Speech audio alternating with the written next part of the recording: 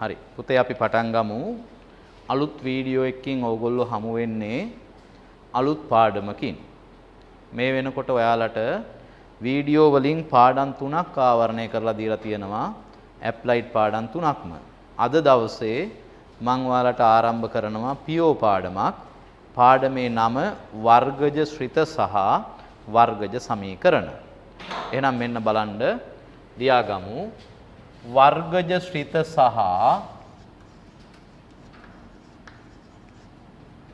වර්ගජ ශ්‍රිත සහ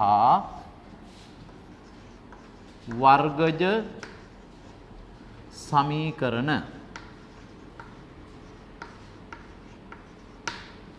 වර්ගජ ශ්‍රිත සහ වර්ගජ සමීකරණ. පුතේ වර්ගජ ශ්‍රිතයක් හඳුන්වන්නේ අපි මෙන්න මේ විදිහට. අගය නොදන්නා පදයක වර්ගයක් සහිතව මෙන්න මේ ආකාරයට ලියනව නම් කිසියම් ශ්‍රිතයක් මෙන්න මේ ශ්‍රිතය අපි හඳුන්වනවා වර්ගජ ශ්‍රිතයක් කියලා. මේ වර්ගජ ශ්‍රිතයක මෙන්න මේ x වර්ග පදයක් තියෙනවා. මෙන්න මේක තමයි ඇත්තටම මේ ශ්‍රිතයේ ප්‍රධානම පදය. එහෙම නැත්නම් අපි යොකට කියනවා නායක පදය කියලා. එහෙනම් නායක පදයේ මාත්‍රය දෙකයි. මාත්‍රය කියන්නේ පුතේ වැඩිම බලයනේ. ඒතර බලන්න මම මේ ලියලා තියෙන ශ්‍රිතය ගත්තහම x ගේ වැඩිම බලය 2යි. ඒකට අපි කියන්නේ මාත්‍රය කියලා. මම මෙතන වෙන ඉලක්කමක් දාගන්නම්කො 3 කියලා. ඒතර මේ නායක පදය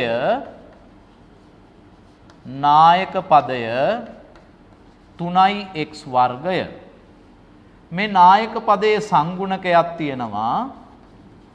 ඒකට අපි කියනවා නායක සංගුණකය කියලා. මේ නායක සංගුණකය 3යි. එතකොට මෙන්න මේ විදිහට තමයි පුතේ අපි වර්ගජ ශ්‍රිතය කියන එක අර්ථ දක්වන්නේ. වර්ගජ ශ්‍රිතයක් අපි අර්ථ දක්වන්නේ ඔන්න ඔය විදිහට. එහෙනම් මාත්‍රය දෙකක් වන බහුපද ශ්‍රිතයක් වර්ගජ ශ්‍රිතයක් ලෙස හඳුන්වයි. මේ වර්ගජ ශ්‍රිතයේ x ට ගත හැකි වැඩිම බලය ඇත්තරම 2යි. ඒක තමයි මාත්‍රය කියන්නේ. නායක පදයේ 3යි x වර්ගයේ නායක සංගුණකය 3. හොඳයි. ලියන්න මාතෘකා වර්ගජ ශ්‍රිත සහ වර්ගජ සමීකරණ. ඒ අර්ථයේ අනුමාතෘකාවක් ලියන්න වර්ගජ ශ්‍රිත. වර්ගජ ශ්‍රිත.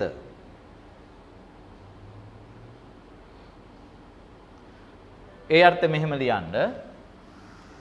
අගය නොදන්නා පදේ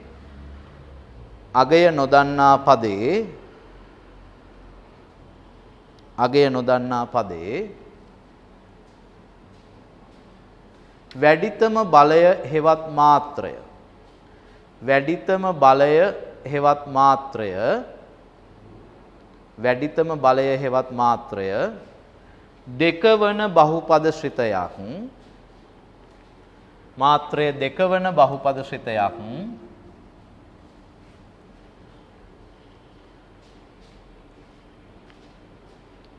වර්ගජ ශ්‍රිතයක් ලෙස හඳුන්වයි. වර්ගජ ශ්‍රිතයක් ලෙස හඳුන්වයි.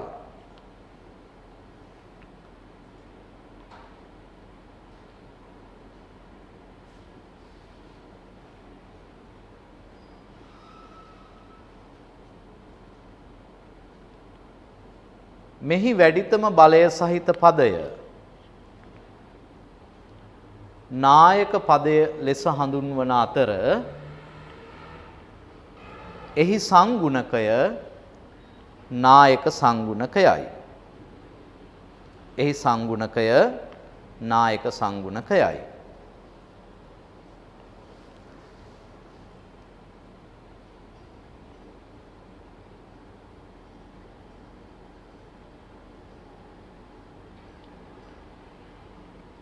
හොඳයි අපි උදාහරණයක් විදිහට ලියමු. fx සමාන 3x වර්ග ධන 8x ධන 5. එතකොට මාත්‍රය 2යි නායක පදයේ 3x වර්ග නායක සංගුණකය 3.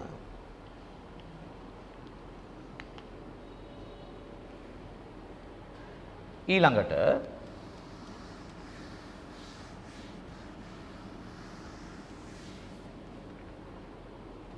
වර්ගජ ශ්‍රිත ප්‍රධාන වශයෙන් ලියා ගන්න පුතේ. වර්ගජ ශ්‍රිත ප්‍රධාන වශයෙන් වර්ග දෙකකට වෙන් කර ඇත. වර්ග දෙකකට වෙන් කර ඇත. වර්ගජ ශ්‍රිත ප්‍රධාන වශයෙන් වර්ග දෙකකට වෙන් කර ඇත.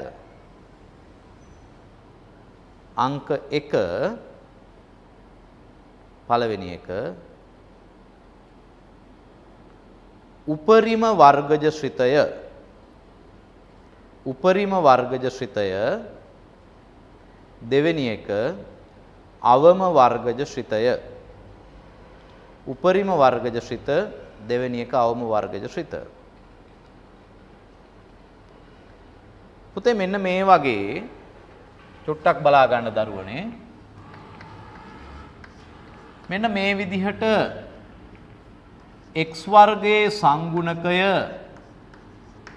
ඍණාගයක් වන කිසියම් වර්ගජ ශ්‍රිතයක් තියෙනවා නම් x වර්ගයේ සංගුණකයේ ඍණාගයක් වන වර්ගජ ශ්‍රිතයක් තියෙනවා. මේක පුතේ උපරිම වර්ගජ ශ්‍රිතයක්. මේ උපරිම වර්ගජ ශ්‍රිතයට මෙන්න මේ ආකාරයට හරිනේ. උපරිම වර්ගජ ශ්‍රිතයට මෙන්න මේ ආකාරයට උපරිම හැඩයක් තියෙනවා.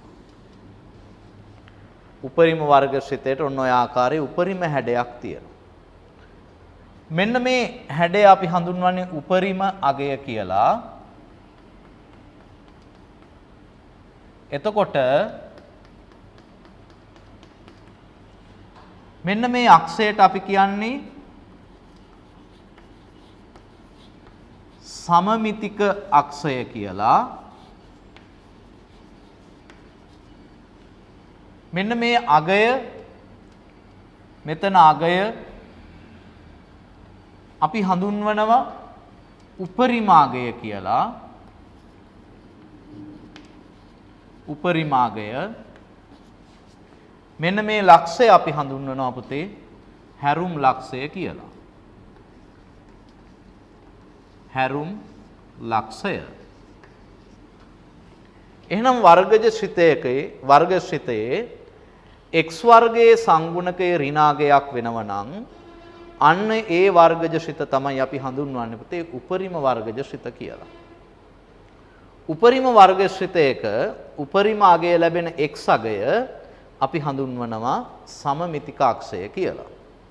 එතකොට මේ උපරිම අගය, වැඩිම අගය ශ්‍රිතයට ගන්න පුළුවන් වැඩිම අගය උපරිම අගය කියලා හඳුන්වනවා.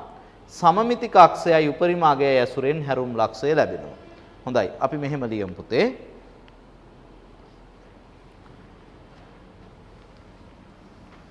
වර්ගජ ශ්‍රිතයක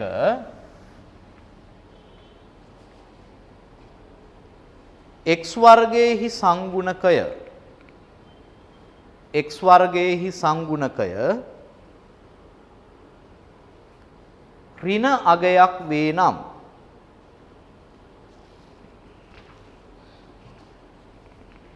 එවැනි වර්ගජ ශ්‍රිතයක්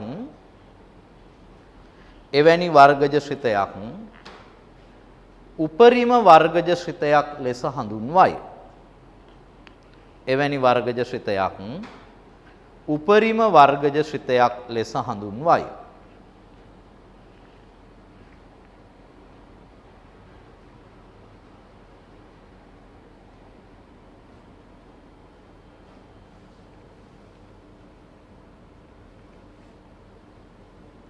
උපරිම වර්ගජ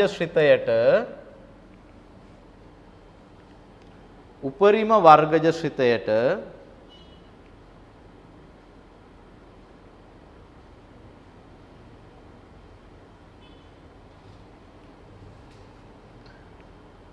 හරනේ ගත හැකි වැඩිතම අගය උපරිම අගය ලෙස හඳුන්වන අතර උපරිම අගය ලෙස හඳුන්වන අතර උපරිම අගය ලෙස හඳුන්වන අතර එය ලැබෙන x අගය එහි සමමිතික අක්ෂයයි. එය ලැබෙන x අගය එහි සමමිතික අක්ෂයයි.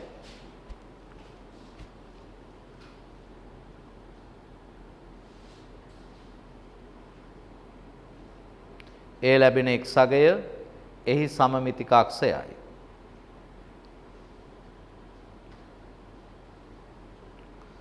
උපරිම අගයෙන් සහ සමමිතික අක්ෂයෙන් උපරිම අගයෙන් සහ සමමිතික අක්ෂයෙන් උපරිම අගයෙන් සහ සමමිතික අක්ෂයෙන් හැරුම් ලක්ෂය ලැබේ. හැරුම් ලක්ෂය ලැබේ. හරි නේද පුතේ? රයිට්. හොඳයි එහෙනම් අපි මේක ලකුණු කරගමු. ඉක්මනින් ලකුණු කරගන්න.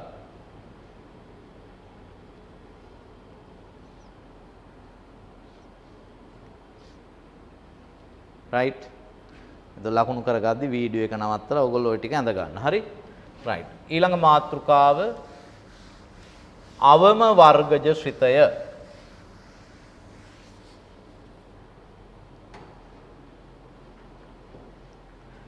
අවම වර්ගජ ශ්‍රිතය.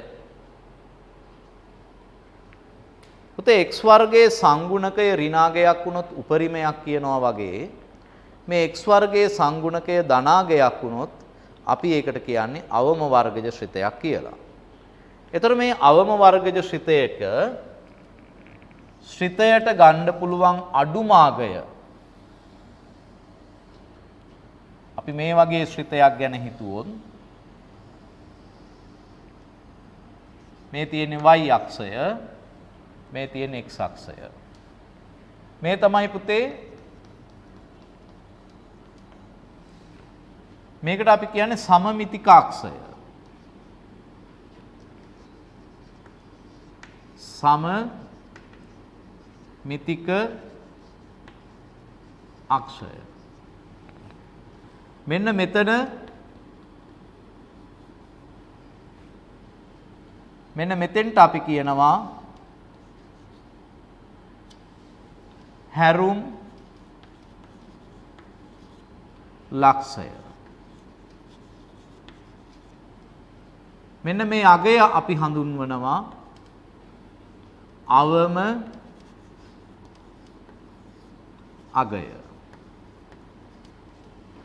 ඔන්න ඔය වර්ගජ ශ්‍රිතය තමයි අපි අවම වර්ගජ ශ්‍රිතයක් කියලා හඳුන්වන්නේ.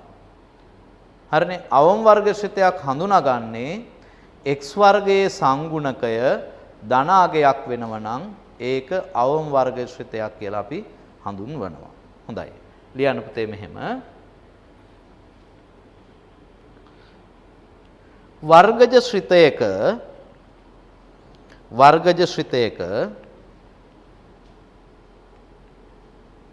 x වර්ගයේහි සංගුණකය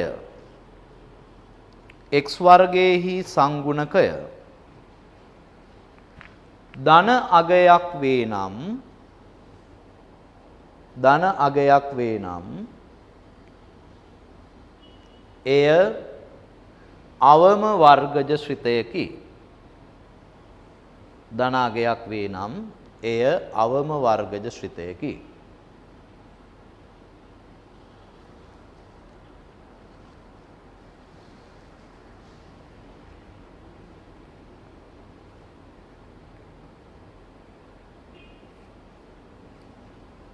හරිනේ?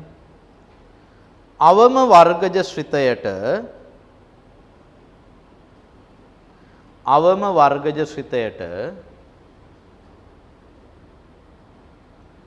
අවම අගයක් පවතින අතර එය ලැබෙන x අගය එය ලැබෙන x අගය එහි සමමිතික අක්ෂයයි. එහි සමමිතික අක්ෂයයි.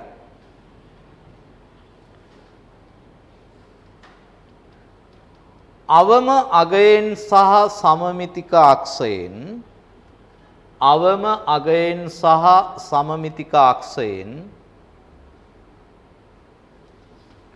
අවම අගයෙන් සහ සමමිතික අක්ෂයෙන් හැරුම් ලක්ෂය ලැබේ. හැරුම් ලක්ෂය ලැබේ.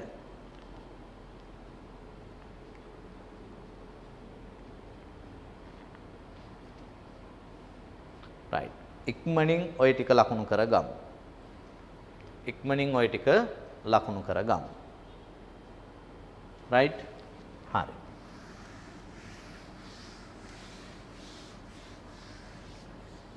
ඊළඟට ලියන්න පුතේ මෙහෙම වර්ගජ ශ්‍රිතයක්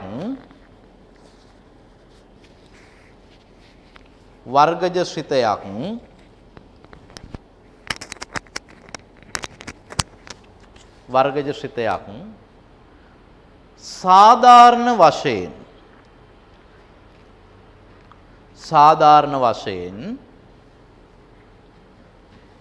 fx සමාන ax වර්ග ධන bx ධන c. මෙයා ලියද්දි පුතේ මෙතනම අපි දිනනවා a අසමානයි බිඳුව. ax වර්ග ධන bx ධන c. එතනම ලියනවා a අසමාන බිඳුව. ලෙස ලියනු ලැබේ. ඒ කියන්නේ පුතේ දැන් a බිඳුවක් වුණොත් x වර්ග පදයක් නැතුව යනවනේ. බිඳුවයි x වර්ග කියන්නේ බිඳුවමනේ. එතකොට x වර්ග පදයක් නැතුව ගිහින් bx ධන c කියලා විතරයි ඉතුරු වෙන්නේ. එතකොට ඒක වර්ග ශ්‍රිතයක් වෙන්නේ නැහැ. වර්ග ශ්‍රිතයක් වෙන්න නම් x වර්ග පදයක් අනිවාර්යයෙන්ම තියෙන්න ඕනේ. හරිනේ? ලෙස ලියනු ලැබේ. හරිනේ? එතනම ලියන්න fx සමාන ax වර්ග ධන bx ධන c a අසමාන බිඳුව. right.